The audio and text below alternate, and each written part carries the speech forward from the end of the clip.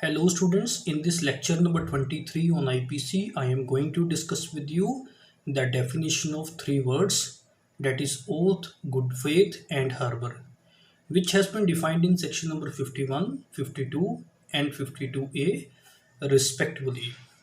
Now let us start the video from the definition of oath. Section 51 states what is the meaning of oath.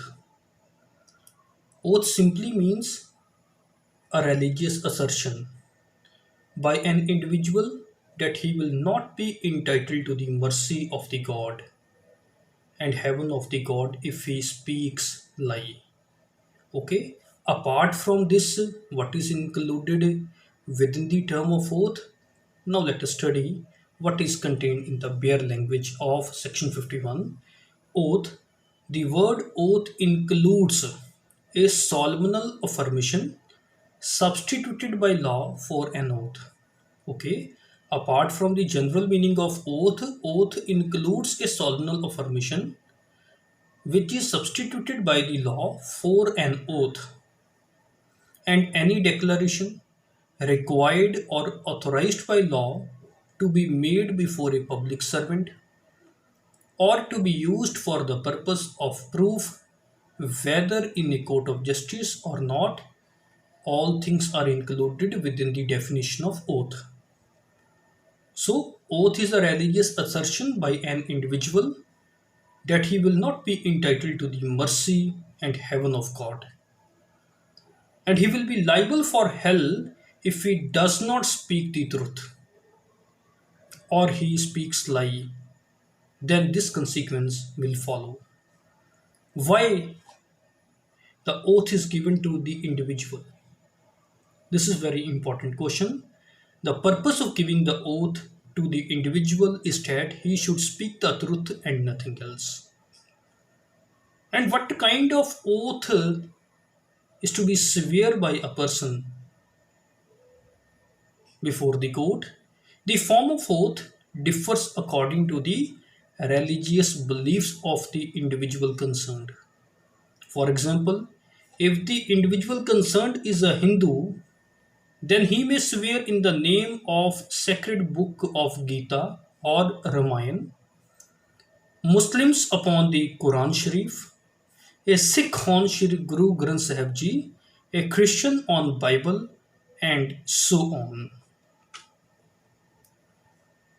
As we see in the starting, that the definition of oath starts from the word includes. So the definition of oath is inclusive definition, as according to the definition, apart from the general meaning, oath also includes a solemnal affirmation which is substituted by law for an oath. And under which law solemnal affirmation is substituted for an oath? We will discuss it in 6 para number. And what is the meaning of solemnal affirmation? Solemnal affirmation means statement of something with sincerity publicly. If a person with pure sincerity speaks anything publicly that he is speaking this with truth, then in that case it will be regarded as solemnal affirmation. Solemnal affirmation may be in writing or may be orally, as well as any declaration which is required by law or which is authorized by law to be made before a public servant, which is to be used for the purpose of proof of something, is also an oath. It is not a matter whether the statement which had been given before a public servant is to be used in a court of justice or not. It is immaterial whether that statement is to be used in a court of justice or not. Now, the 6th para number is very important. As we have discussed in para number 4, that oath includes a solemnal affirmation which is substituted by law for an oath, and that law is the Indian Oath Act 1872, which has substituted affirmation for an oath in the case of Hindu and Muslim witnesses, interpreters, and jurors. Thus, if an oath is objected to by a Hindu or Muslim witnesses, interpreter, and juror on the ground of their religious objections, then in place of general oath, which is given on their holy books, solemnal affirmation is admissible in place of that oath. So, this is something about the definition of oath. Now, let us study what is the meaning of good faith. Section number 52 tries to define good faith, but it does not describe good faith entirely. It defines good faith in negative sense. It says nothing is said to be done or believed in good faith which is done or believed without care and attention. That means to say, if a person is doing something without care and attention, then that cannot be regarded as done in good faith. If a person believe anything without care and attention, with negligence, then it cannot be regarded that he believed that thing in good faith. This definition is very important because good faith plays an important role in the criminal law. Because if in a case there is presence of good faith on the part of the accused, then it will be a very good ground of acquittal for the accused. But when we study the definition of good faith in section number 52, it is a negative one. It says that act cannot be said to be done in good faith if it is done without due care and attention. But if an opinion is expressed with due care and attention, honestly believing it to be true, and without any malicious motive, then it is said to have been made with good faith. General Clauses Act 1897 also defines good faith as a thing shall be deemed to be done in good faith where it is in fact done honestly, whether it is done negligently or not. Now, here the word honestly has been used. Where a person does anything honestly, then it means he is doing that thing in good faith. It is not a matter whether he is doing that work with negligence or not. Honesty is sufficient according to General Clauses Act 1897. But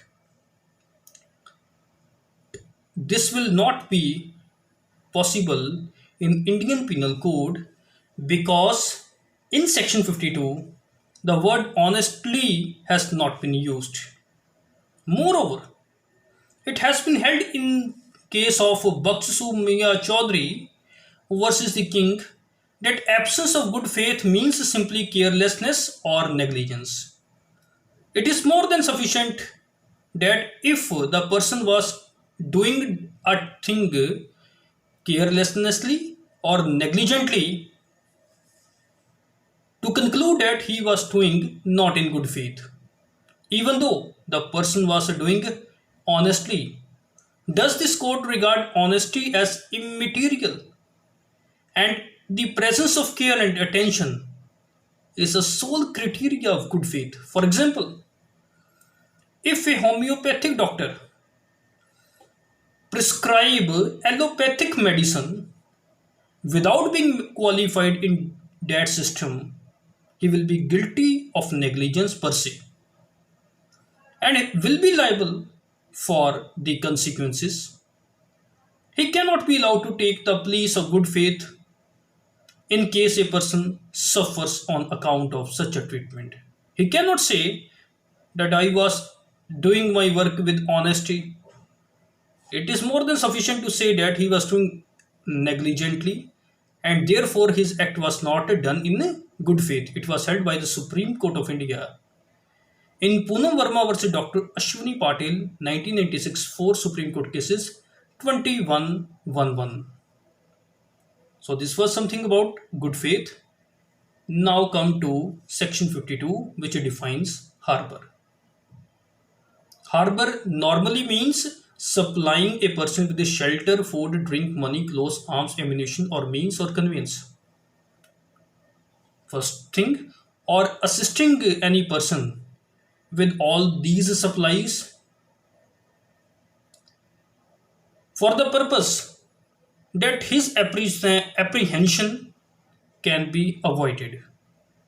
But if the harbor is made by a wife to his husband or by a husband to his wife, then it will not be called to be harbor under section 52A. Now let us study what is contained in the bare language of section 52A. Harbor, except in section 157 and in section 130, in the case in which the harbor is given by wife or husband of the person harbored, the word harbor first of all includes supplying a person with shelter, food, drink, money, clothes, arms, ammunition, or means or conveyance, first of all, and or assisting a person by any means, whether of the same kind as those mentioned in this section or not. For what purpose? To evade apprehension will be called to be harbor. This section 52A was added in the code by an amendment in the year 1942.